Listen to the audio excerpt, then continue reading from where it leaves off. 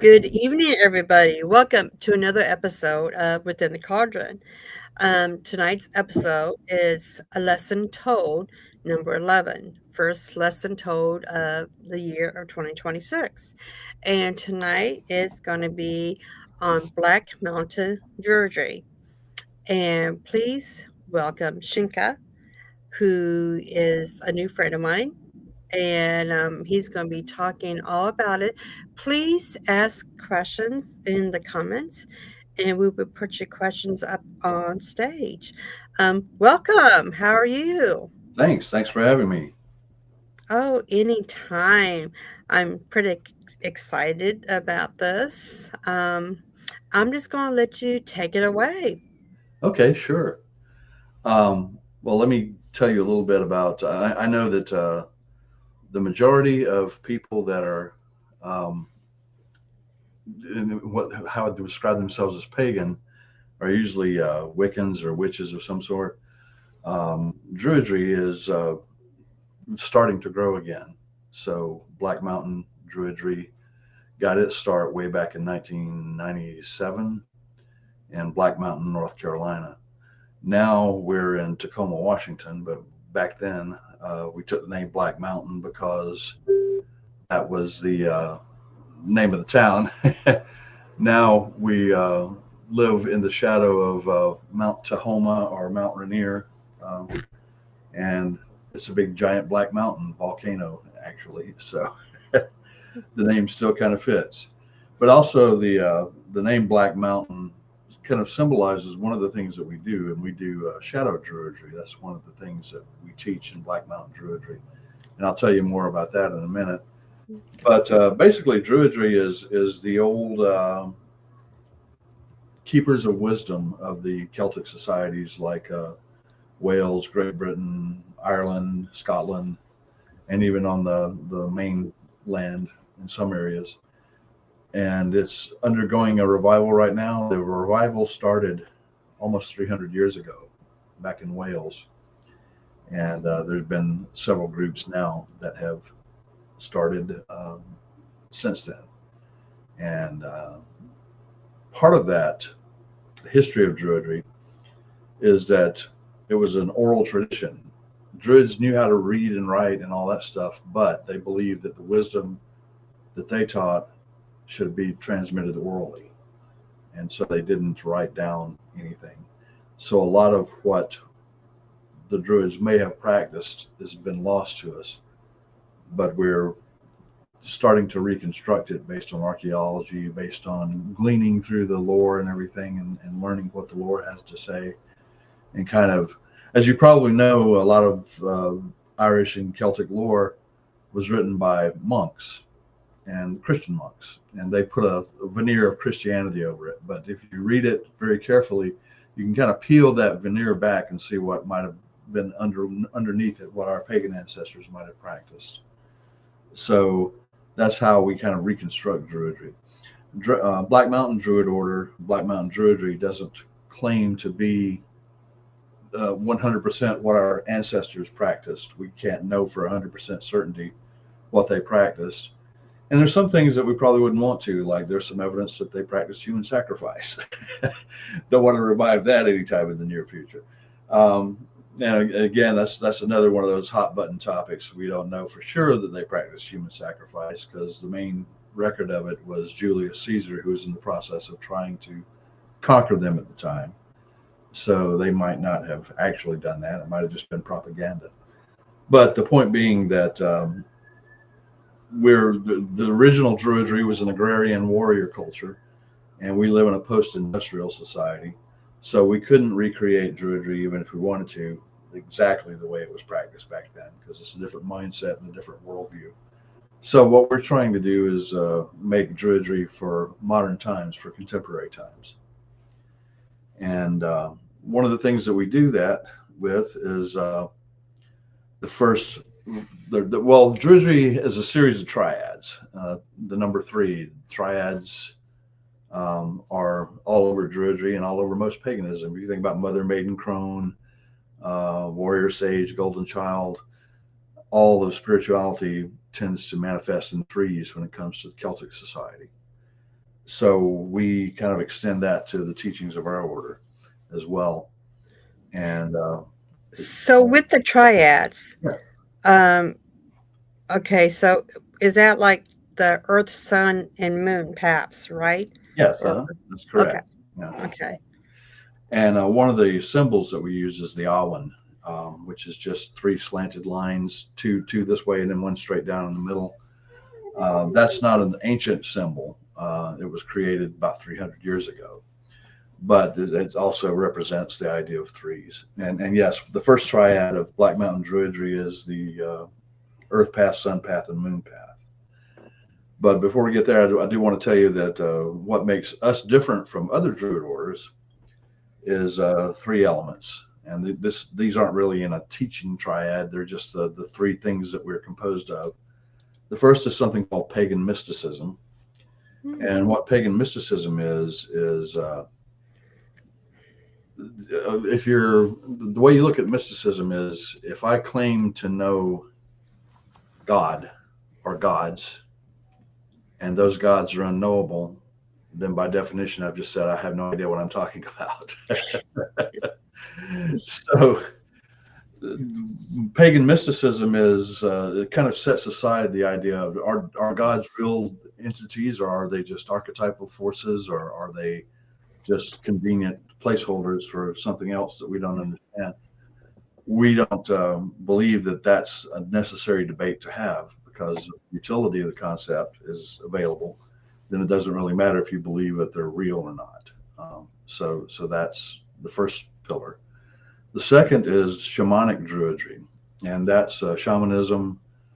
Um, it's pretty obvious if you study the lore that the Druids were the shamans of the Celtic world, but we've lost our indigenous European shamanism because of Christianity and other influences. So we're in the process of trying to recapture that based on what we can glean from shamanic cultures throughout the world. I did my doctoral thesis on psychotherapy as contemporary shamanism. So there's a lot of overlap between psychotherapy and shamanism if you really study into it. And then the third component is what we call Shadow Druidry. And if you're familiar with Carl Jung, who was a psychotherapist, he had the idea of the shadow and the persona. The persona is the face that you present to other people, the mask that you wear in your day-to-day life. The shadow is all those impulses that you hide and don't want other people to know about. But the shadow is also where all the creativity comes from. So shadow druidry is a way of embracing the dark side of that without giving it unnecessary power. So what we mean by that, just for example, if say if I'm angry with my wife or anybody for that reason, there's two ways I can deal with that. One is I can yell and scream and swear and put a curse on her and all that stuff. Or the other is I can go to her and say, look, I'm angry at you and I don't want to be angry at you. So let's talk about this and work it out so we can come to a conclusion that's beneficial to both of us. So in both cases, that anger is in the shadow part of you. But in one case, you're reacting to it in a positive way. And in the other, you're doing something that might not be so positive. And so the third element, the shamanic shadow druidry part of it is learning how to deal with all those things in the shadow in a positive way instead of a negative way. And that's the three basic pillars of it. I'm going to take a breath here and see if anybody has any questions. I've been talking quite a bit, so I just wanted to see if anybody had any questions yet. If not, I'll keep on going. Not yet, but I do want to bring up something here that I just talked about. So, because you wrote a book about this too, so Yes. I do want to share that. If I bring it up here, I think this is the one that. Let me see. Yeah, this Yeah. is a book that you was just talking um, Mhm. about the pagan mysticism, and so you can get this on Amazon, correct? Yes, that's right. Okay. And it's Okay. also available on my website at shinkasking dot dot com. Yeah, dot com. Yeah, it's yeah, I got it down below that's gonna cross the screen Oh, too. great, thanks. But I also just want to just show everybody some of your books here before we get Sure. started. So we got and then we got this one too, the foundation book, Hmm. and I think this is on Amazon as well Yes, and that's the textbook we use for our Druidry. for the Druid. Okay, and um, then On that particular one, um, we try to do a new edition of it every 5 years. oh, So oh, 2020. that's awesome. Yeah. That's really awesome. Yeah. And then this is your other book that you did too, the Druid. Yeah, that's a fiction. That's a novel. It's about a guy Oh, okay. Okay. who is a young college student that's trying to find himself. So he decides to hitchhike Oh, the Appalachian I love Trail, that though.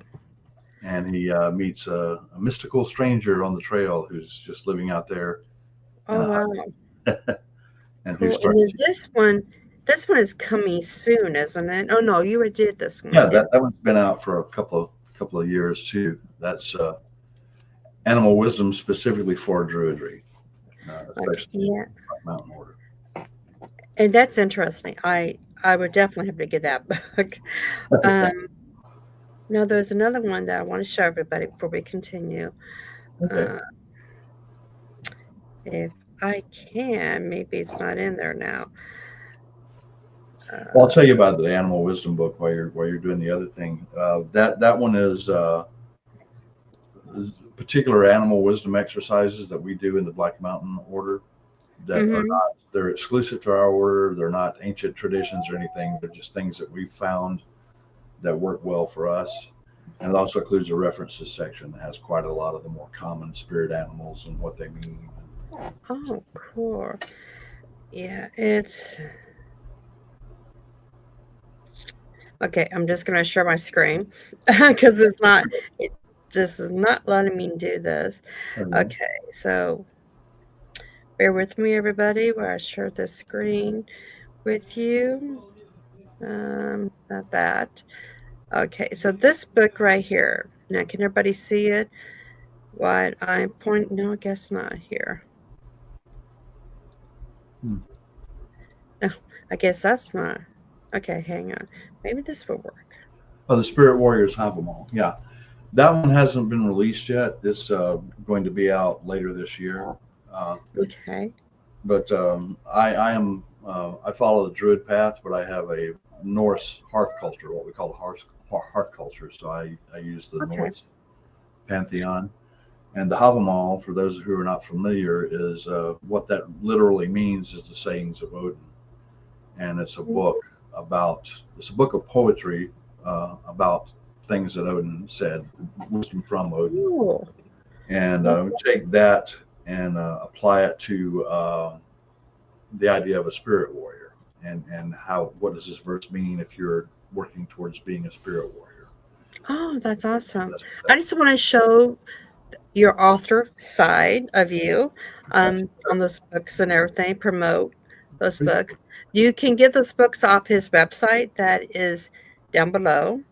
It would take you directly to Amazon site for some of them. If you have any questions, he has information where you can, get them at on the site. But let's go ahead and get on with the questions here. So we got Kathy in the audience. What conclusion did you come to with the doctoral study? Yes. Well, the basic conclusion was I took there are 8 characteristics of shamanism that, if you look at shamanism throughout the world and kind of boil it down to 8 characteristics that they all have in common, then what you see is there's a lot of psychotherapy that goes along with that. So, for example, shamans talk about traveling to the other world. Psychotherapy, especially Jungian psychotherapy. I'm a Jungian psychotherapist. They talk about the collective unconscious or the spirit of the world, spiritus mundi, or archetypal stuff. So that kind of goes back into the idea of pagan mysticism, that you don't have to believe that the other world is an actual spiritual place that you actually travel to. It could just be a thing that we all share together in our collective unconscious. And the question I always ask is, how would you know the difference? Yeah, that'd be pretty good.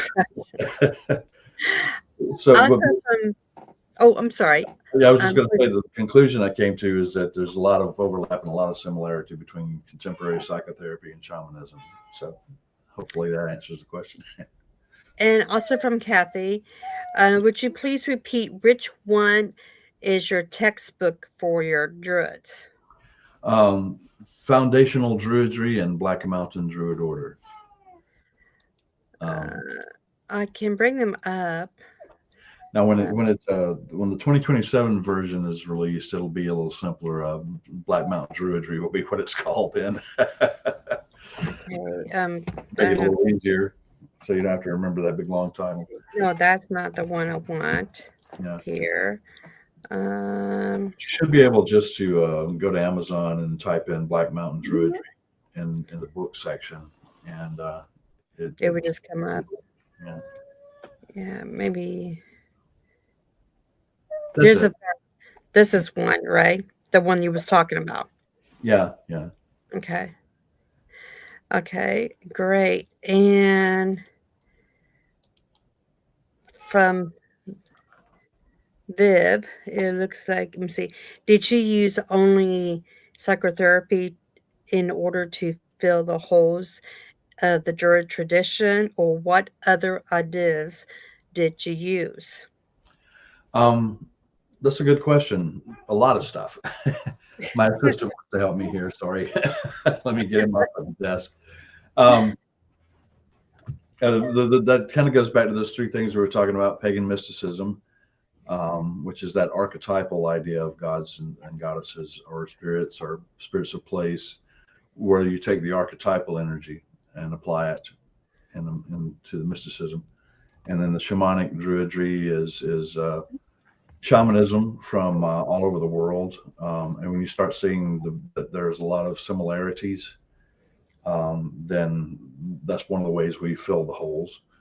And then the Shadow Druidry, that sort of thing. If you start thinking about Jungian archetypes, let me tell you what an archetype is. Carl Jung studied all over the world and noticed that there were certain ideas that kept coming up all over the place, like the sacred tree, for one. Yggdrasil is a sacred tree. Cranbrea is a sacred tree in Ireland. Native Americans had the idea of a sacred tree. The Bible, Buddhism has the lotus tree. So all these ideas of things keep cropping up. He called those archetypes because every culture has some sort of version of one of those archetypes. Another one would be the mother goddess. Another one would be the sky god. So the idea of archetypes, when you look at it that way and you go back and start trying to plug in those holes in druidry, you start seeing like Owen or the Dawn or any of those other Celtic gods of death or gods of the other world, that could represent the unconscious mind. So when you're communing with the Dawn, for example, you're communing with the shadow part of yourself, that for all those fears of dying and all those death things that are associated with that dwell in your unconscious mind. So, wow. Answer that question? Well, thank you, Kathy and Viv, for commenting. We go ahead and carry on. Okay. Let's see, where were we? My kitty's giving me a little help here. the first triad of Black Mountain Druidry, and this is not the only form of Druidry that uses this. A lot of other Druid paths also use this. Is the Earth, Sun, and Moon paths: the Earth path, the Sun path, and the Moon path. Mm. And then those each are broken down further into further triads. The Earth path is all about our relationship to the Earth. So the first triad of the Earth path is first the Ogham, which is the Irish alphabet, where every letter in the alphabet represents a tree.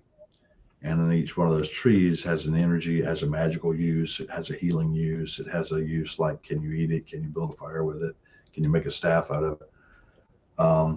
And then the next is deep ecology. How do we relate to the earth? How do we walk gently on the earth and take care of the earth as much as the earth takes care of us? Permaculture, sustainability, that sort of thing. And then the last of that particular triad is animal wisdom. And animal wisdom is the tradition of using archetypal animal energy as spirit guides, or actual physical kitty cat guides, if you want to look at it that way. Familiars, that sort of thing. Okay, the next one is the Sun Path, and the Sun Path is gods and goddesses, the Wheel of the Year, and rites of passage. The Wheel of the Year, hopefully everybody knows that. That's one thing that Druids and witches and Wiccans have in common. It's the 8 high days, or eight holy days that we celebrate, and it consists of the quarters and the cross quarters. The quarters are the solstices and the equinoxes, and then the cross quarters are the points in between those on the year. And so there's a different type of energy and a different way that you celebrate for each one of those. And so that's that part of the Sun Path. The next part is gods and goddesses, how you relate to gods and goddesses. How do you see them? How do you commune with them? How do you know which ones have called you and which ones haven't? That sort of thing. And then the rites of passage are things like weddings, funerals, births, ordainments, christenings, are the Druid equivalent of a christening, a naming ceremony. And so that's just the things that help us ease through these transitions that humans go through. And that takes us to the final path, the Moon Path. And that's where we really set Black Mountain Druidry apart from a lot of other Druid orders. The triad of the Moon Path is dream work, meditation, and shamanism, or vision seeking. Dream work means paying attention to your dreams. What is your unconscious mind telling you when you sleep? Or are you having divinatory dreams? Are you figuring things out while you're sleeping? Meditation, of course, is pretty self-explanatory. We have 7 different types of meditation that we teach. And then shamanism is kind of where our order really shines, is that we have recaptured a lot of the shamanic tools, hopefully, of our Celtic ancestors, and stuff that they have done. One of the things that I found interesting was I started on the Druid path in 1978. You can tell I'm a little old and no hair anymore. And back then we didn't have an internet. We didn't have, there was like 2 or 3 books that were actually on Druidry, and you had to ask the right librarian, or you would get preached at for 30 minutes before you had to check the book out. So we were just kind of making it up as we went along. But one of the things that we did was shamanic journeying. At the time, I lived in Pensacola, Florida, and there was a little area that we would go sit on the beach at night with the cliffs behind us and the moon rising up over the ocean, and do our shamanic journeying. And then we would write down the stuff we brought back. And then as we started getting more popular and started getting out into the pagan community, we started running into other people who were doing similar things. And we started comparing notes, and we were getting a lot of the same information they were getting. So that kind of was my first inkling that there might be something to this. And so that's one of the things that we've been working on for how long has it been since 78? 50 years now, close to 50 years now. My cat thinks I need to play with my hairbrush there. Sorry. Oh, it's okay. We love animals. But that's the third triad. So that's basically the template that we use for our type of druidry.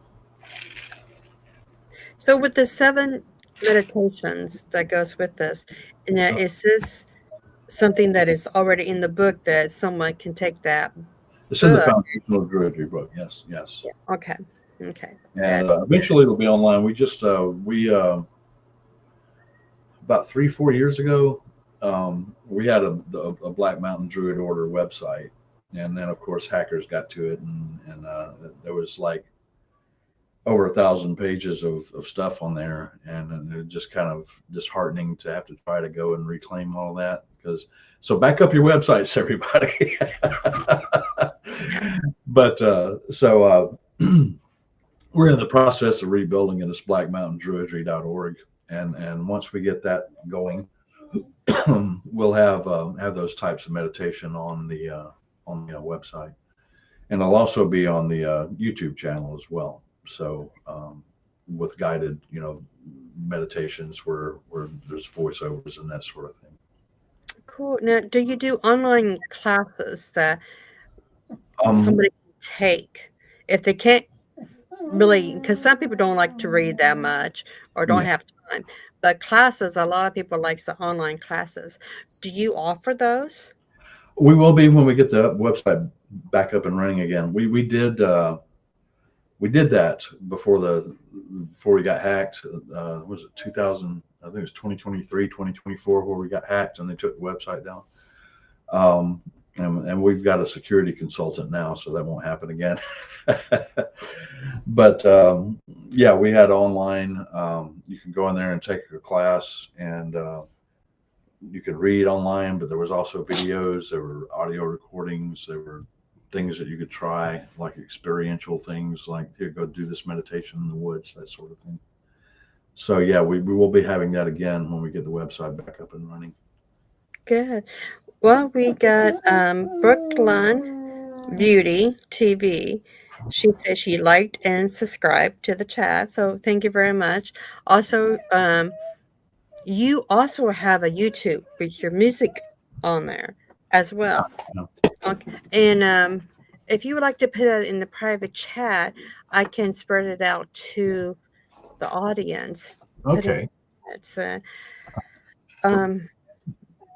I listened to a few of his videos, and I fell in love with them. They're really good. They're soothing. They really get you connected, I think. So I think everybody will like to listen to them as well. Yeah, and they're you can listen to them also on the website, Shinka. If you go there, there's a section that takes you to my Bandcamp, and you can listen to them for free on the Bandcamp. Okay. Let me see if I can have that. I got your site up, so maybe I can look But it's at also it's also on the YouTube channel. So the songs will be on the Shinka YouTube channel. So if you just go in there and type my name in there, okay. take you to the channel.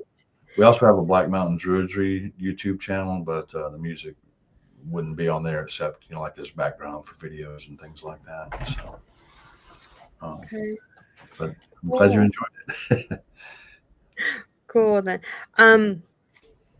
So there's one question I do want to point out that is on the website about, because you put down that you was coming on the podcast tonight. Okay, something I would like for you to elaborate on about this discussion that we're having too as well. But why now? Why do you think that you should have came on and done this? Because you have a really good blog, I guess you can say, about why now. So what does people need this right now? And that's the thing. If you read that on the blog, I'm not going to be able to reproduce everything that I Oh, said that's then okay, because it that's might okay. changes from day to day. Oh, that's fine. I'd rather have it in your But own words than yeah. If you were asking me that right now, it's largely because a lot of places and a lot of people are disconnected from nature. yeah. We don't know how to be in the wild anymore. There's a book called Last Child in the Woods by a guy named Richard Liu. And the way that book came about was that he was talking to his child about when he was a kid, he used to catch crawdads. And he was trying to describe it to his child, and his child had no concept of what he was talking about. He didn't know what a crawdad was, didn't know about playing in the creek and turning over rocks. Uh, so he realized that his kid was growing up playing video games all the time. So you don't have to be a druid to get outdoors.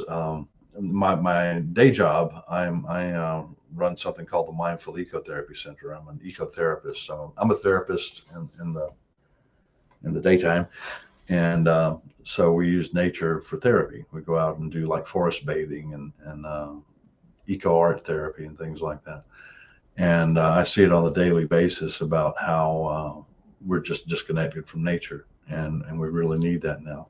And I think part of all the unrest and turmoil, without getting political here, that's going on in our country right now, is because we've severed that connection to nature. And part Yep. of that goes back to the idea of shadow druidry. Those demons in your skull there, and I'm not talking about actual demons. I mean figuratively, those impulses that you try to suppress or repress. The harder you try to repress them, the more they're going to try to manifest in some sort of way. And I think that's what's going on right now. We don't know how to deal with it anymore because we don't have contact with nature on a regular basis. So, do you have any advice for the audience about how we can get back to nature, do some shadow work or something to help us center and ground? Because emotions are pretty high nowadays, Mhm. because, like you said, not getting political, but Yeah. what's going on. So, what would you suggest to the audience what they can do? Well, as far as just getting back to nature, one of the things I like to say is that there's no bad weather, only bad gear. uh, if you if you don't have the gear to get outdoors at this time of year, then maybe invest in it. Or if nothing else, just turn on some nature sounds. Get to some recordings of wolves howling and crickets chirping and all that stuff. Look at some videos of nature. I just saw a study recently that they've got VR programs where you're walking through a forest in VR, and it still has the calming and relaxing effect. Mm, And the way that helps you deal with your shadow side is there's a state of consciousness you get into in the woods that you don't get into anywhere else. It's yeah. called soft focus, and when soft focus happens, you're just naturally slide into a meditative state more easily. And the more you meditate, the more you don't have to deal with all that stuff that makes you stressed out and angry and depressed and all that. There's a thing called Hebb's postulate that says what wires together fires together. So if you have a thought for the first time, you create a path in your mind. Uh, so that's a new path that you've created in your brain. All those little neurons link up together. You have that thought again, that path gets a little stronger. I always tell people it's like the difference between a goat path through the woods and an 8-lane highway. The more traffic that goes down it on a more regular basis, the bigger it's going to get. So the first time you have that calming thought in nature, you build a pathway in your brain. And then every time you go out into nature again and have those calming thoughts, you're making that pathway wider. I keep pointing up here because that's where it is, at this anterior cingulate gyrus for all you scientific folks, and the frontal lobes here. And the more you make it stronger, the more easy it is to have better concentration, better self-awareness, more ability to hold your attention, think clearly, all that good stuff. and it's like push-ups for your brain, basically. So if you can do that, and you can do that without going into nature, but nature just makes it easier because it naturally stimulates all that calming stuff. Yeah. I live out in the country, so I step outside and I'm practically in a forest almost. Yeah, So it's still not as correct to be, into nature because it's damp, it's cold, and everything's slushy, yeah, mud season. So, but at least I can be close to it. So yeah. yeah, I can understand where you're coming from, and yes, definitely have to look into your books and everything. I hope everybody else does too because Yeah, for it sure. sounds fascinating. But what more can you tell us? Well, one thing, if it is slushy and rainy and everything outside, you don't have to go outside. You can sit there and look out the window and do the same Mhm. thing. The main Yeah. thing is put the phone down. I Yes. know you're probably watching this on a phone or a computer right now, but limit your screen time every day. Get out Yeah. and do something. Unplug. Yeah, unplug. If it's 5 minutes, going outside and taking a deep breath, just whatever, to get out there for a little bit. Um, but the other thing, I guess I would say, if I was going to try to share something with people, there's a hunger for spiritual things that needs to be addressed in our society as well, and that's and when I say that, I don't mean religion, I mean spiritual. There are certain religions right now that are in the process of destroying the country. So it's not that you practice a religion; it's what is the spirituality that you get out of it. And when people ask me to tell what the difference is, if you took all the religions in the world and put them into a cauldron and boiled them down, the essence that would be left is some sort of sense of connection, and the connection to your contemplation of the divine, whatever you consider it to be.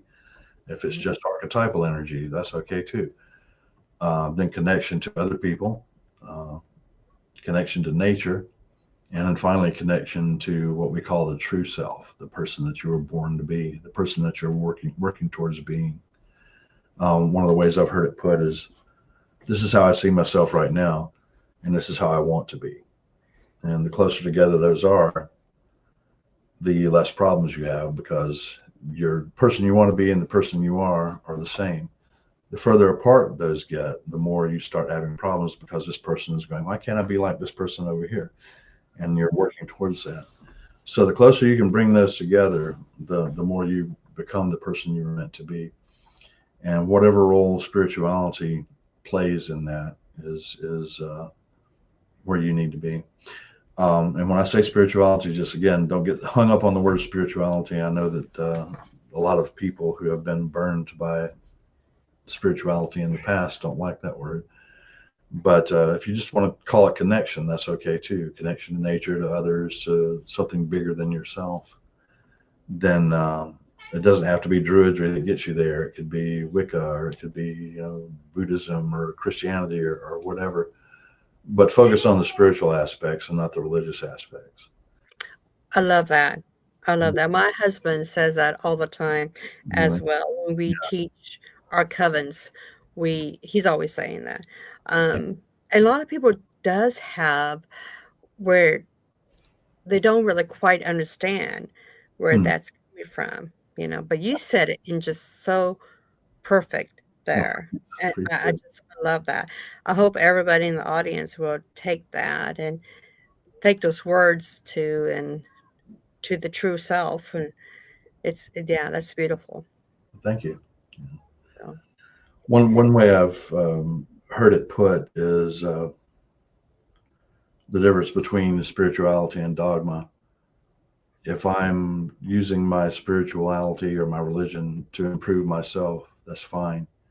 If I'm using it to improve everybody else, then that's dogma, that's religion, not spirituality.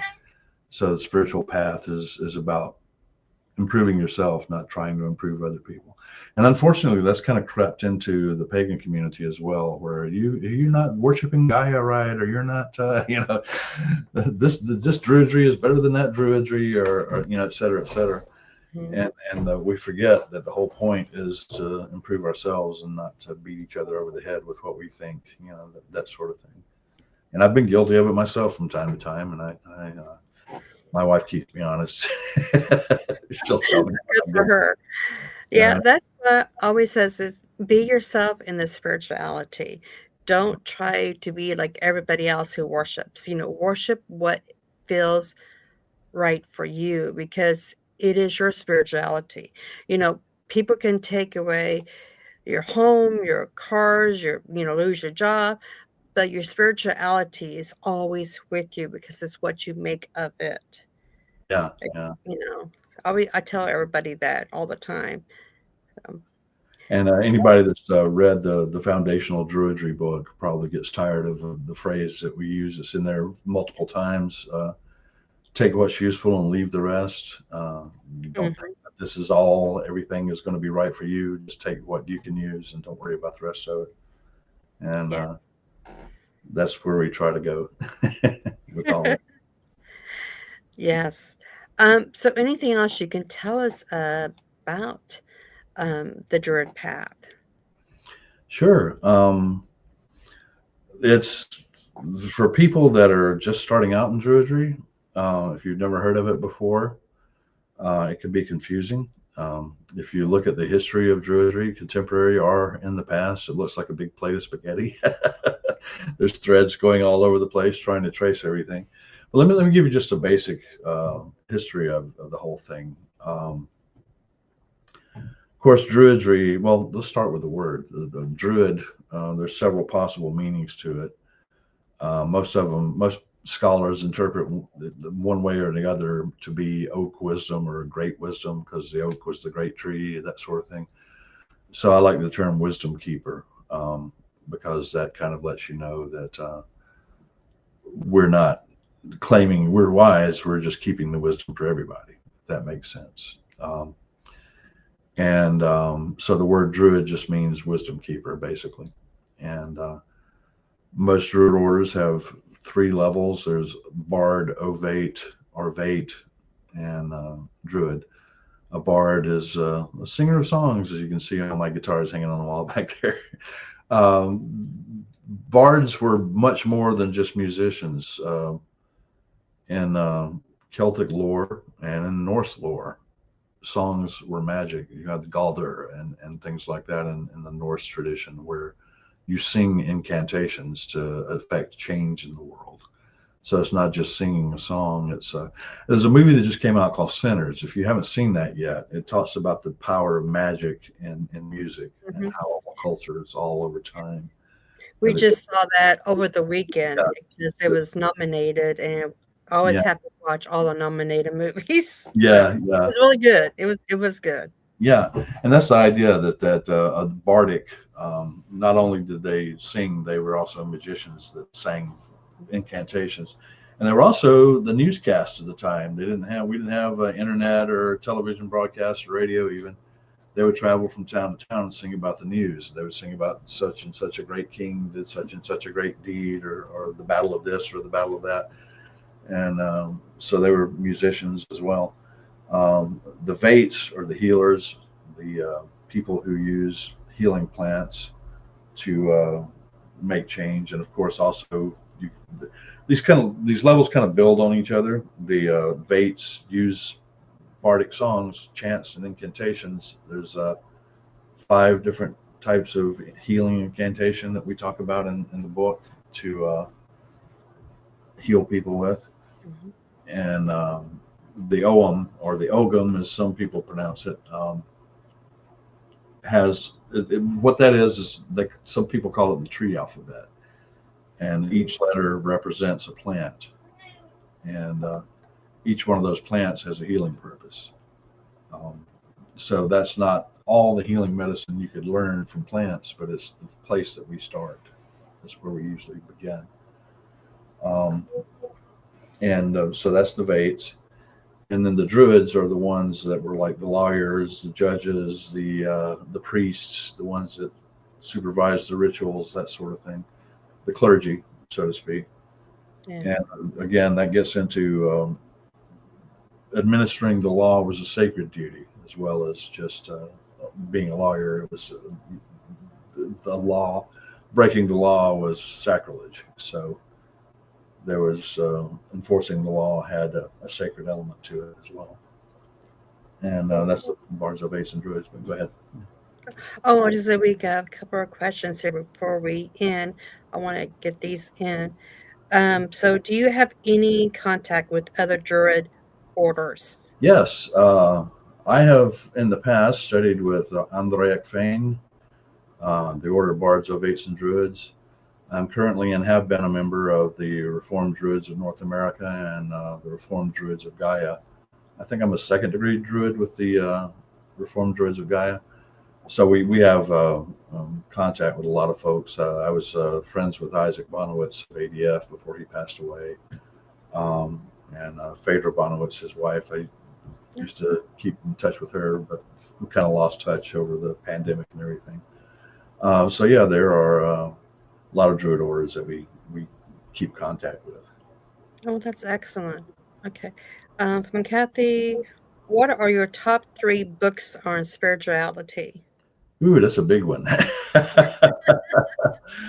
You mean my personal or let's see, how would you?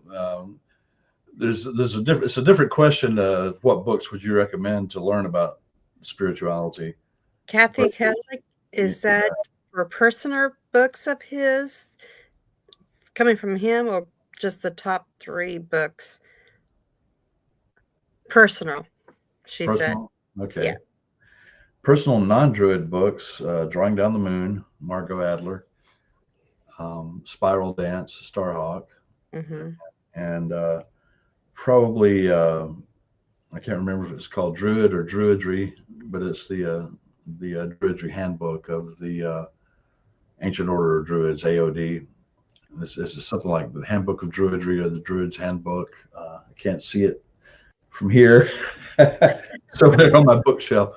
But it's if you look up the Ancient Order of Druids in America, AODA, I believe it's called the Handbook of Druidry. They're the ones also that use the Earth Path, the Sun Path, and the Moon Path, as well as some of the other folks. Now, if you want specifically on Druidry, of course, that book, and then there's one by Brendan Myers, just called Druidry, and then the well, that's pretty much it for Druidry. Of course, my book, you know. Well, you are within the Cardinal Facebook group. So if you like to later this week when you have time, put in those, take a pictures of those books or Yeah, something, people will probably really appreciate that too as well. Um, Now you said that you are married. So is your wife, does she follow this path too as well? I tell her she's a hedge witch because she claims she's not a witch, but she's always, concocting something or healing somebody or someone or doing something. She's got all these salves and everything, and Oh, so cool. she's just a hedge witch and doesn't claim it. Well, we need to have her come on Yeah, and teach all of us how to do salves and everything. That would be really awesome to yeah, do. So just put a little, bird in yeah. her I'll ear put a bug in saying her ear and see if she'll be interested in coming on. Yeah, yeah. Oh, my that. daughter also. She does. My daughter is uh, half Native American, and Oh, so that's she's very familiar with all the local Washington State healing potions and things like that. So oh, that is really awesome. Now you really got my attention on that one. Yeah. yeah, Um, might be a good thing you told me or a bad thing. It just depends. depends on how. Yeah, she's usually pretty good about public speaking. She does conferences and things like that. She's one of the members of the dance group that It goes to like the Salish and the Puyallup and all the tribal grounds around here when they have dances. Yeah, because I grabbed you up as soon as you joined within the cauldron and Yeah, introduced yourself. I'm just like, oh, ooh, he's mine. I gotta have him come on the podcast. yeah, I didn't waste no time. But that's what within the cauldron is about, is education, not just for pagans and witches, for all paths. Because I want everybody to be really well rounded when it comes to their spirituality, yeah, you know. So, and that's but perfectly understandable. Yeah. yeah, and I really enjoy you, coming on. If your wife wants to come on, hey, she Okay. got my so To her.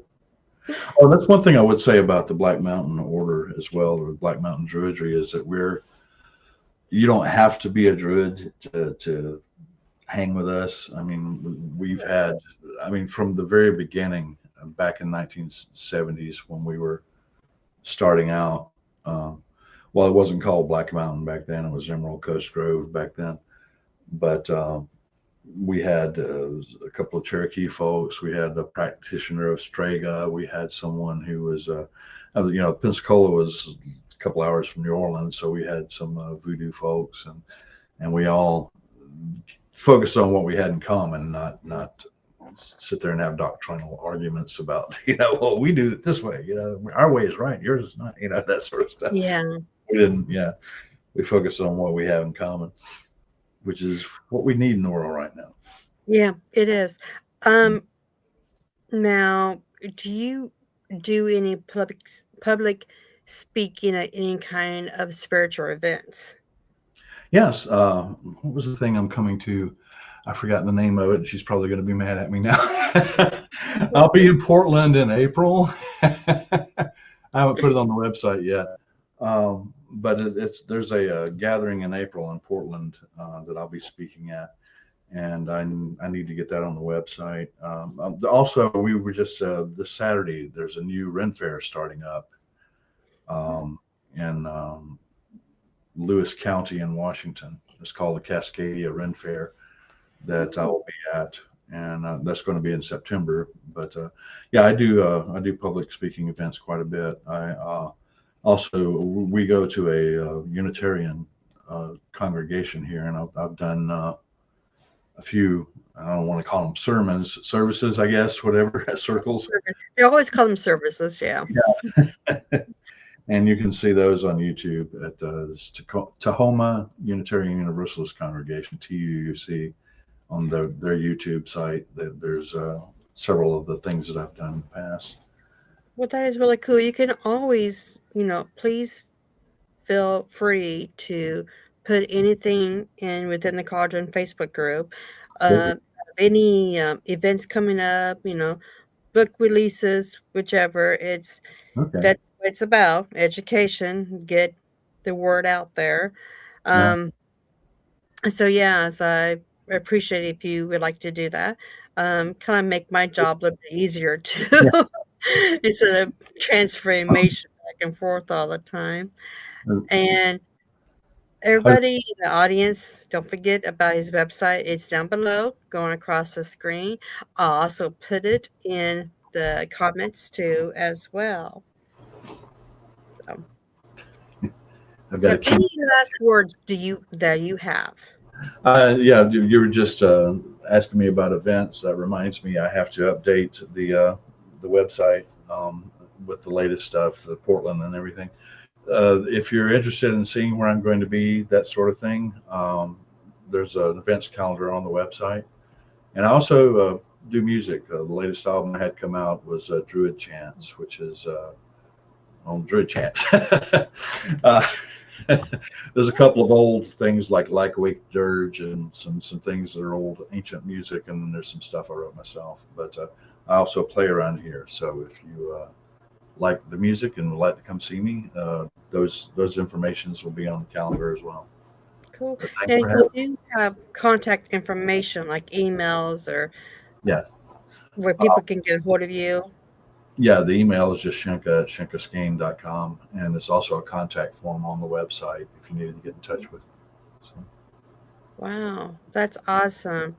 Um, you are a man of many hats, and Yeah. I really appreciate all the work that you have done in the past and that you're doing now as well.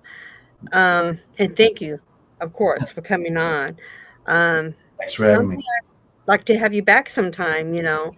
especially when your new book comes out. That'd be Yeah. awesome. I'll let you know when it comes out. I'll Yeah. just send you a word, and maybe we can get together and do this again. Oh, yeah. It was so much fun. Um, so anyway, I just want everybody to stay blessed, subscribe, like, and share. Go to the website of Shinka and subscribe to his YouTube, listen to his music, um, get his books, support each other is what we need uh, in all aspects of life. We always need to support and accept. And I just want to say instead of, stay blessed, of course, but take time out and breathe at what's going on around us. And, I think I'm most positive that it's going to get better. It can't get any worse, so it's going to get better. So I think the universe is on our side. Yeah. Victory So or Valhalla. Yeah. yes, yes. But this is we gotta say goodbye to this tonight's episode. I just want to say, Shinka, stay on for a few minutes while we sign off, and everybody subscribe. Blessings. Thanks Good for night. having me. Good night.